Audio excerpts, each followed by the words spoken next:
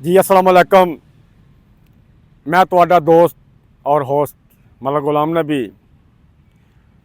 अज दी साडी ये video set तो नहीं बन रही। असी आउटडोर आए हुए हैं तो अज दी वीडियो कुछ खास है। खास इस तरह है, एक दौड़ा उस बेवफा का नाम होएगा और बाकी गल अगे जाके तुम दसांगे कि किस मौजूद असी करांगे। वो जान लगा कागज़ कलम दे के टुर गया और मैं एक छोटा जिहा तारफ कराना चाहना वा। उस तो बाद मैं दौड़ा लाजमी कवांगा। मैं तुहानूं अज लैके चलना वा अपने पिंड जिथे मेरा जन्म होया, जिथे मेरे माँ बाप ने वक्त गुजारिया, जिथे असी बचपन का वक्त गुजारिया। वो गलियाँ, वो मकान, वो बाज़ार, वो दुकाना, वो मुहल्ले। मेरा ज़िला कसूर और तहसील पत्तों की छांगा मांगा और पत्तों की दरम्यान दे विच मेरा एक पिंड है आदन। आदन पिंड के नाल मेरा छोटा जिहा एक पिंड है प्रतापगढ़। मैं प्रतापगढ़ का रिहायशी हाँ। मैं चंद उतों दियाँ नामी गिरामी सियासी और समाजी शख्सियात का तारफ कराना मैं ज़रूरी समझांगा। वज़ीर आला पंजाब सरदार मुहम्मद आरिफ नकई मरहूम साहब, उस तो बाद सरदार तालब हसन नकई साहब, उस तो बाद सरदार मुहम्मद आसिफ नकई साहब। ये साडे पिंड दे सियासी और समाजी सियासतदान ने और शख्सियात ने। उस पिंड दे विच मेरा जन्म होया ते उस बेवफा ने उत्थे ही लाइयां और उत्थे ही तोड़ के टुर गया। वक्त गुजरता रहा, उनके दिते हुए कागज़ कलम के नाल मैं काफ़ी कुछ लिखिया जिहड़ा कि मैं तारफ करान लगा वां। पाकिस्तान दे नामी गिरामी सिंगरां ने मेरे गीत गाए ने।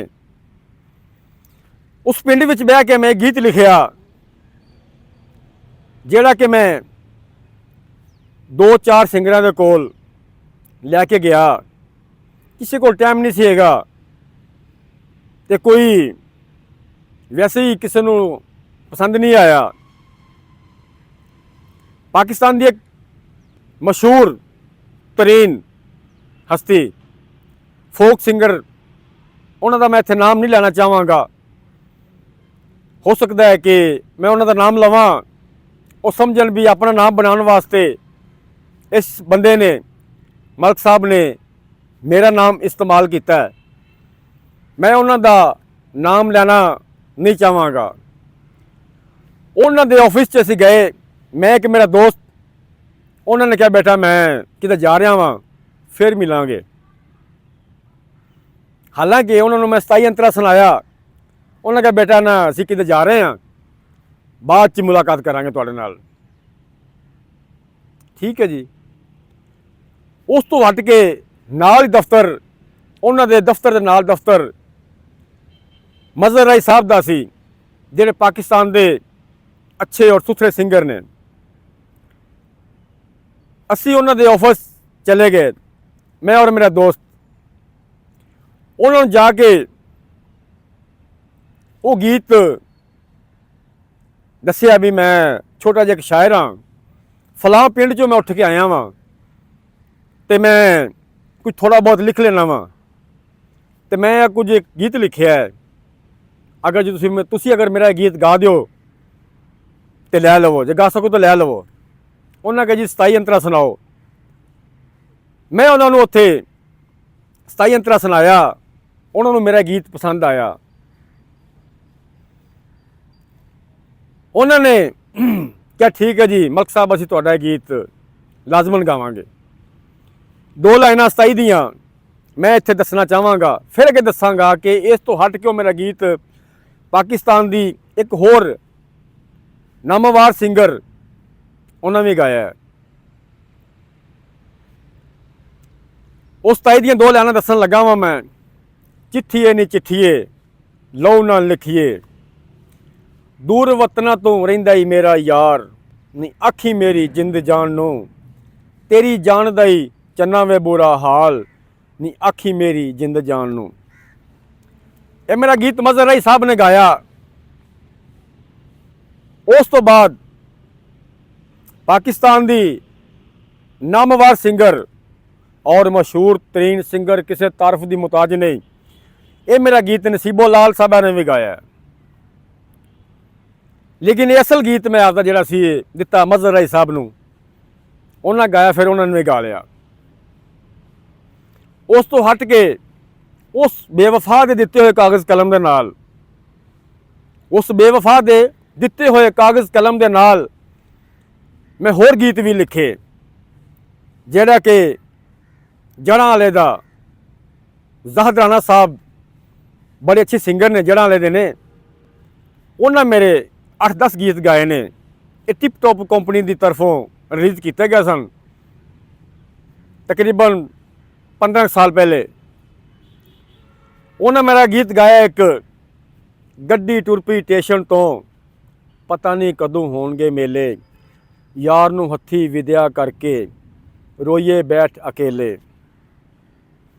ਫਿਰ ਉਹਨਾਂ ਮੇਰਾ ਗੀਤ ਗਾਇਆ, ਦੋਵੇਂ ਹੱਥ ਜੋੜ ਕੇ ਮੈਂ ਅਰਜ਼ਾਂ ਗੁਜ਼ਾਰਦੀ, ਕਰ ਦਿਓ ਮਾਫ ਇਹਨੂੰ ਬਸ ਇੱਕ ਵਾਰ ਜੀ, ਸੱਜਣਾ ਦੇ ਬਾਜੋ ਦੱਸੋ ਕਾਹਦੀਆਂ ਪੜ੍ਹਾਈਆਂ, ਲੱਗੇ ਕਾਲਜ ਵੀ ਸੁੰਜੀ ਜੇ ਸਰਾਂ, ਮੇਰੇ ਬਾਬੂ ਦਾ ਪ੍ਰਿੰਸੀਪਲ ਜੀ, ਹਾਲੇ ਕੱਟਿਓ ਨਾ ਕਾਲਜ ਚੁਣਾ।